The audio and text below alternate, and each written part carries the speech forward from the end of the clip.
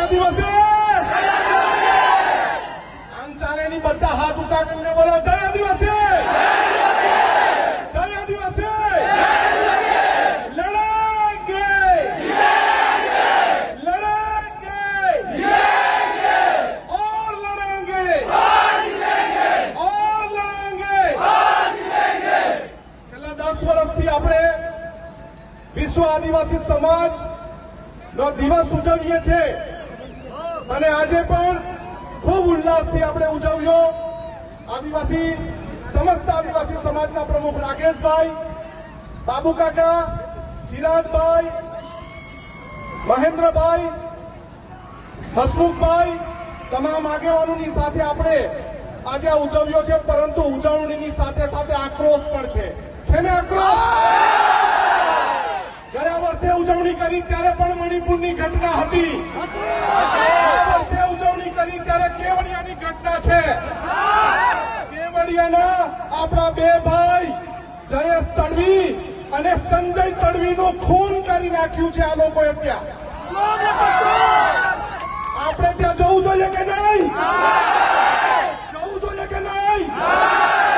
મંગળવારે આપણે બંને તડવી છોકરા એટલે કે આદિવાસી છોકરાના ઘરે જવાનું છે। કોણ કોણ આવવાનું છે? આપણે ન્યાય માંગવા માટે જવાનું છે। જશું ને આપણે?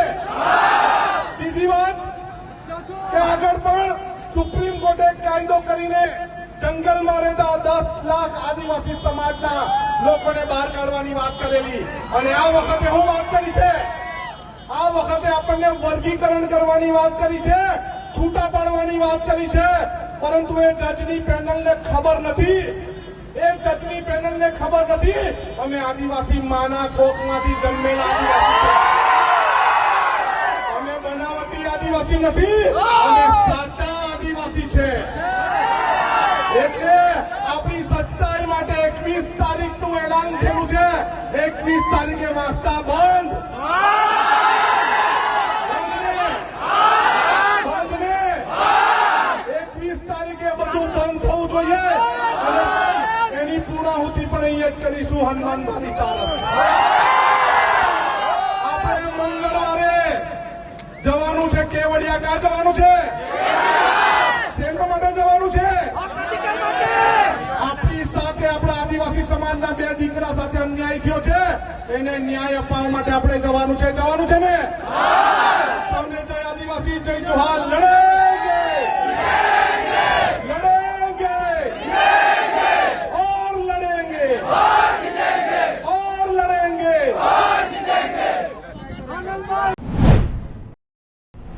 બનાવી દેવાથી, આદિવાસી વિસ્તારમાં મોટા સ્ટેચ્યુ બનાવી દેવાથી, રોડ હાઈવે બનાવી દેવાથી આદિવાસીનો વિકાસ થવાનો નથી। આદિવાસીઓને ડેમનું પાણી આપો, સારી શાળા આપો, સારી કોલેજ આપો, સારા ડોક્ટર આપો, સારી યુનિવર્સિટી આપો, તો જ આદિવાસીનો વિકાસ થવાનો છે। આજે ગુજરાતમાં 15% આદિવાસીઓ વસે છે, દેશમાં 8% આદિવાસીઓ વસે છે। દરેક ક્ષેત્રમાં અમારી સાથે અન્યાય થયો છે। જે પણ સરકારો આવી માત્ર ને માત્ર મત બેંક તરીકે આદિવાસીનો ઉપયોગ કર્યો છે। સાચી વાત। આજે તમે કોર્ટમાં જજો, કોર્ટમાં જે જજો બેસે છે, આજે ગુજરાતમાં અમે 15% છે તો 100 જજમાંથી 15 જજ આપણા હોવા જોઈએ કે નહીં હોવા જોઈએ? આઈએસ આઈપીએસ આપણા 15 હોવા જોઈએ કે નહીં હોવા જોઈએ? મામલતદાર, ટીડીઓ, કલેક્ટર અમારા 15 હોવા જોઈએ, તે આજે નથી। હવે આવનાર દિવસોમાં આદિવાસી સમાજે જાગવાનું છે। આટલી મોટી સિટીઓમાં રિયલ એસ્ટેટ બને છે, રિયલ એસ્ટેટના બિલ્ડરો કોણ છે? કેટલા આદિવાસીઓ રિયલ એસ્ટેટના બિલ્ડરો છે? અમારા લોકોને શિક્ષા નથી આપવામાં આવી, નર્મદાનું પાણી નથી આપવામાં આવ્યું, કડાણા ઉકાઈ ડેમનું પાણી નથી આપવામાં આવ્યું। આજે પણ અમારા લોકો મજૂરી માટે શહેરમાં જેવા મજબૂર થયા છે, અમે સાથી નથી આવ્યા। એટલા માટે જ અમે કહીએ છીએ આજના મંચ પરથી, જે રીતે નાગા લોકોનું નાગાલેન્ડ બન્યું, મરાઠાઓનું મહારાષ્ટ્ર બન્યું, ગુજરાતીઓનું ગુજરાત બન્યું, તેલુગુ લોકોનું તેલંગાણા બન્યું, તમિલ લોકોનું તમિલનાડુ બન્યું, એવી જ રીતે અમને ભીલોને અલગ ભીલ પ્રદેશનું 29મું રાજ્ય જય ભીલ પ્રદેશ. ભીલ પ્રદેશ અમને 29મું રાજ્ય ભીલોને આબાદી આપો, એની રાજધાની અમે કેવડિયા બનાવીને રહીશું. અમારી પાસે પાણી છે, વીજળી છે, કાકરાપાણ, નર્મદા. અમારી પાસે લિગ્નાઇટોની ખાણો છે રાજપાટીમાં, આમા ડુંગરમાં યુરેનિયમની ખાણો છે, છોટાઉદેપુરમાં રેતી નીકળે છે, જળ છે, જંગલ છે, જમીનો છે. અલગ રાજ્ય અમને આપી દો, અમે અમારા આદિવાસીઓનો વિકાસ કરી લઈશું. જે અમારો ભીલ પ્રદેશ હતો, દેશ આઝાદ થયા પછી આદિવાસીઓને વિભાજિત કરી દેવામાં આવ્યા છે. 13 જિલ્લાઓને મધ્યપ્રદેશ, 12 જિલ્લાઓને રાજસ્થાનમાં, 14 જિલ્લાઓને ગુજરાતમાં અંબાજીથી ઉમરગામ સુધી, 10 જિલ્લાઓ નંદુરબાર, નાસિક, પાલઘર સુધીના મહારાષ્ટ્રમાં લઈ જવામાં આવ્યા છે. આજે પણ અમારો મહારાષ્ટ્ર, મધ્યપ્રદેશ અને રાજસ્થાન સાથે અમારી સંસ્કૃતિ સાથે છે, પરંપરા હરકી છે, રીત ભાષા હરકી છે. આજે પણ અમારો રોટી બેટીનો વ્યવહાર છે. આજે પણ અમે એમની સાથે સાથે રહીએ છીએ. આજે અમને ભીલ પ્રદેશની માંગ કરીએ છીએ. આજે તમે જોઈ લો, આ ભીલ પ્રદેશનું વિભાજન કરવામાં આવ્યું.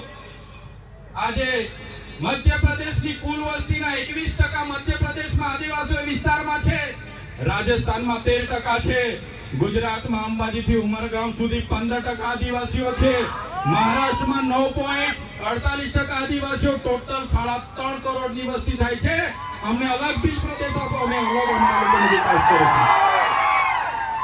બંધારણમાં જોગવાઈ છે, આર્ટિકલ 3 તમે વાંચી લેજો. જે રીતના મહારાષ્ટ્રમાંથી ગુજરાત રાજ્ય બન્યું, આજે દેશ અને ગુજરાતનો વિકાસ થયો, પણ આદિવાસીઓનો વિકાસ નથી થયો. એટલા માટે અમે કહીએ છીએ કે અમેરિકામાં આપણા જેટલી વસ્તી નથી, છતાં પણ 50 રાજ્યો છે, જ્યારે ભારતમાં 28 જ રાજ્ય છે. તો 29મું રાજ્ય બનવું જોઈએ કે નહીં બનવું જોઈએ? બનવું જોઈએ. એની રાજધાની કેવડિયા હશે. આખું મંત્રીમંડળ અને મુખ્યમંત્રી, અહીંનો આખું અધિકારી ગણ, અહીંનું પોલીસ તંત્ર તમામમાં આદિવાસી હશે, તો જ અમારા આદિવાસીઓનો વિકાસ થશે. એટલા માટે જેટલા પણ અન્યાય અત્યાચાર થયા છે, ડેડિયાપાડા વાળાને એવું લાગશે, ઝઘડિયા વાળા, સાગબારા વાળાને લાગશે, કેવડિયા વાળાને મારી નાખે, આપણે શું? પણ નહીં. આજે કેવડિયા વાળાનો વારો છે, કાલે માલસામોટ વાળા પણ તૈયાર રહેજો માર ખાવા માટે. એના પછી દેવ મોગરા વાળા તૈયાર રહેજો, બધાનો વારા પરથી વારો આવવાનો છે. એકલ દોકલ બધાનું કામ લેશે આ લોકો. એટલા માટે કેમ છું, કેવડિયા એકલું નથી.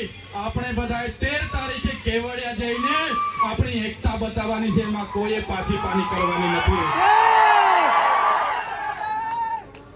વિકાસની વાતો થાય છે અને આદિવાસીઓ સાથે અન્યાય થયા છે, ત્યારે અમે ક્યારે સાખી નથી લેવાના.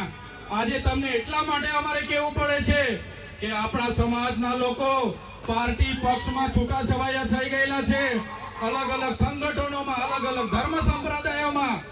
પણ કોઈ બી પાર્ટીમાં હોય, સમાજની વાત આવે ત્યારે આપણા બધા લોકોએ ભેગા થવું જોઈએ. આજે ભેગા નથી થતા, એ બડી દુઃખની વાત છે. દુઃખની વાત છે, આપણે ભેગા નથી થતા. અમે આ જાહેર મંચ પરથી કહીએ છીએ, જે દિવસે આદિવાસીઓનો અવાજ બનતા અમારી પાર્ટી અમને રોકશે, એ દિવસે સૌથી પહેલા પાર્ટીના પાટિયા ઉતારીને અમે મૂકી દઈશું. અમારો સમાજ પહેલા, પછી પાર્ટીનો અમે વિચારીશું. આવનાર દિવસોમાં જ્યાં પણ આદિવાસી સાથે અન્યાય થશે, એ મહારાષ્ટ્ર હશે કે મધ્યપ્રદેશ હશે, આ આદિવાસી સમાજ માટે અમે લડી લઈશું. અને અમે એ જ ઉપદેશ આપને આપીએ છીએ. આજે એસસી અને એસટી કોટામાં 7 જજોની ન્યાયપીઠે જે ચુકાદો આપ્યો છે, મિત્રો, આવનાર દિવસોમાં આપણા શિક્ષણની અનામત, આપણી નોકરીની અનામત, આપણી રાજકીય અનામત ખતમ થઈ જવાની છે. યાદ રાખજો, જે જજોએ જજમેન્ટ આપ્યું છે એ ગંભીર બાબત છે. મિત્રો, તમે જાણ્યું હશે, આ વિસ્તારોમાં નકલી કચેરીઓ પકડાય, નકલી અધિકારીઓ પકડાય, નકલી ઘી પકડાય, નકલી ટોલ નાકા પકડાય. પણ હું તો તમને કેમ છું કે નકલી આદિવાસી ધારાસભ્ય પણ આ ગુજરાતમાં છે. આપણા એસટી સર્કિટ બનીને